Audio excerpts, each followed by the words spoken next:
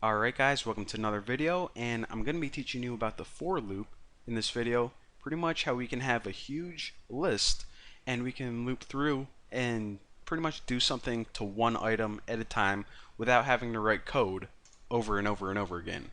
So, you know how in the last couple of videos I showed you guys how to make a list with numbers? Pretty much, we did something like that.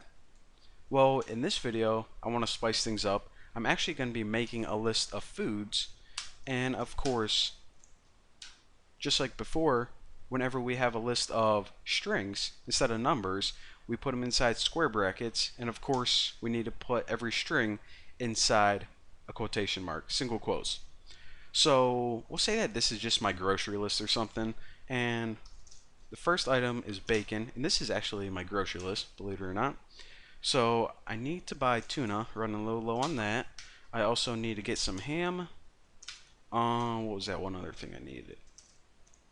Sausages, and I'm having a party tomorrow, so I gotta grab some beef because it's a beef party. So right now we have a huge list of items of crap that I gotta pick up, pretty much for groceries or just to eat. Now say that I was making a program to print all of these items out one by one. Well, okay, let me do print here, print the, okay, so print, oh my god, this is taking forever. Wouldn't it be awesome if there's an easy way to loop through this and write one bit of code to print each item out one by one? Well, lucky for you guys, there is. It's called a for loop. Now what this does is it basically takes a list and allows you to treat each item individually and do anything you want with it. So since these items are going to change, bacon, tuna, ham, you just can't make 5 different variables or else that'll defeat the purpose. Whoa, I could barely say that. Defeat the purpose. There you go, Bucky. So pretty much the first thing you need right after this for loop is a variable.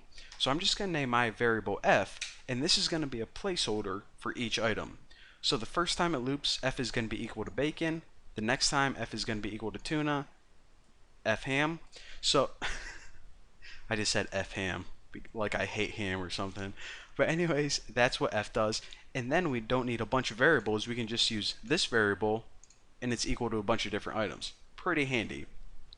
So the next thing, and the only other thing you have to write for the beginning of this loop, is what list do you want to loop through? Well, right now we only have one list called foods. So foods.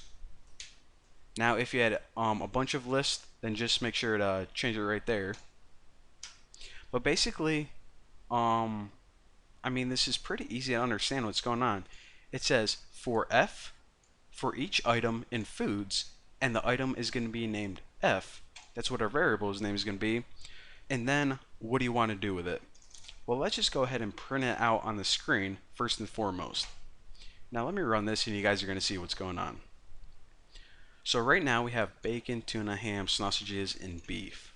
So what it did, obviously one more time, is it looped through foods, and for each item it treated it as f, and with f we could have done anything we want to it. We just printed it out on the screen. Simple enough. Loops are freaking easy. So the only other thing that I want to talk to you guys about for now is this. You know, in the last couple tutorials I said if you have an if statement, then you put if test up here and then some code after, and also with a loop, make your loop and then make the code. Well, I want to show you guys that you're not only limited to one line of code that you can execute. You can also do something else for each item on a new line of code. So say that not only did we want to print out the name right here, but we also wanted to print out how many characters it was. So bacon is 5, tuna is 4, ham is 3, so on and so forth. So let's do that as well. So right under your first print statement, add another print statement and make sure that this is indented the same amount. If it's right here, it's going to be outside the loop. So make sure it's indented, then it'll be part of the loop. Now, I know I didn't talk to you guys about this function yet, but whenever you want to print out the length of something, the function name for that is len. They could have just wrote length, but you know, no one has time to write those extra characters. So pretty much, That's how you do it. And in the parameters, you just have to tell it what you want to get the length of. Well, of course, F, which is going to be the food. So now whenever you run this, it goes through your entire list, one item at a time, and then it says for each item, print out the name of that item, and then print out the length of that item.